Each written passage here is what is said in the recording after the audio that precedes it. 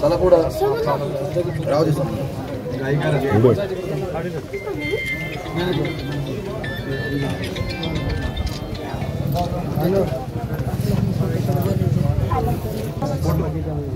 तुमच्यावरती वाईट वेळ आली त्यावेळेस तुमचा एक सख्खा भाऊ मुखी जनावर तुमच्या आशीर्वादाला उभी राहिली आणि म्हणून तुमच्या आशीर्वाद तुम्हाला आणण्यासाठी काय कधी प्रयत्न नाही झाले जवळ गाडला पाहिजे अशी सुद्धा देव पाण्यात आणणारी माणसं नाही ही त्याचा मित्रच आहे बोलतो कोण कोणाला श्रद्धांजली समर्पित झालेली आहे. आता या ठिकाणी राजूशेठ जवळेकर आपलं ऋण ठिकाणी व्यक्त करतील.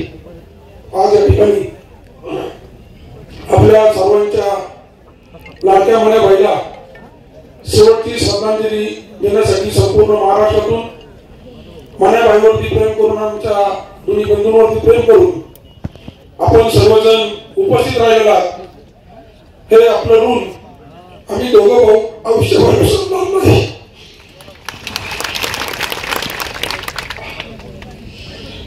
दादा प्रत्येक आठवडे गेल्यानंतर जर एखाद्या बैलाची मोडतोड झाली तर त्या ठिकाणी ॲम्ब्युलन्स नसती तर मी एक साधारण 25 लाख रुपये किमतीची ॲम्ब्युलन्स मण्याच्या नावाने आपल्या हाताने लवकरच लोक अर्पण करणार ती विना सेवा विना मोबदला संपूर्ण पुणे जिल्ह्यात जे तालुके असतील त्या ठिकाणी त्या यात्रेला जाईल आणि कोणत्याही त्या ॲम्ब्युलन्ससाठी एकही रुपये खर्च होणार नाही याची दक्षता घेईल आणि तुमच्या सर्वांच्या आशीर्वादाने परमेश्वर करत आपल्याला एक मर्यादा केली थांबतो.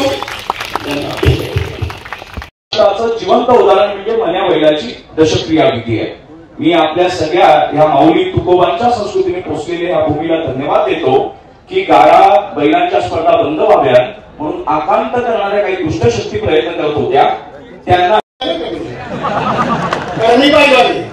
मी सगळ्यांनी 2-2 रुपये द्यायचे कारण वापरायला त्या गोराचं मत घरासाठी पुस्तक लावायला 2 रुपये काढायचं कोणाचं बोर इंटरलांचं बोर 2 रुपये द्यायचे मी वापरायची खुशी गोळा केली कारण हे आम्ही खूप पूर्वीपासून पाहिलेलं आहे आणि ही जी भावना असते ना ती भावना फार महत्वाची आहे.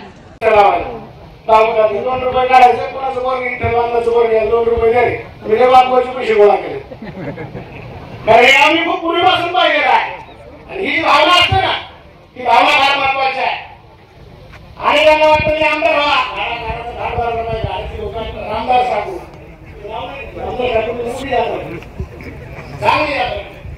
आता म्हणजे सॉरी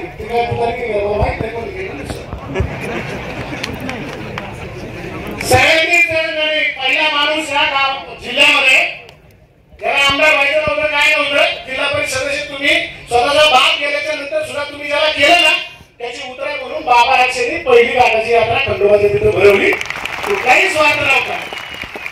ही ऐतिहासिक यात्रा आणि ऐतिहासिक सुरुवातची कुणी केली ना ती बाबा राक्षेंनी कधीतरी आपण म्हणलं पाहिजे.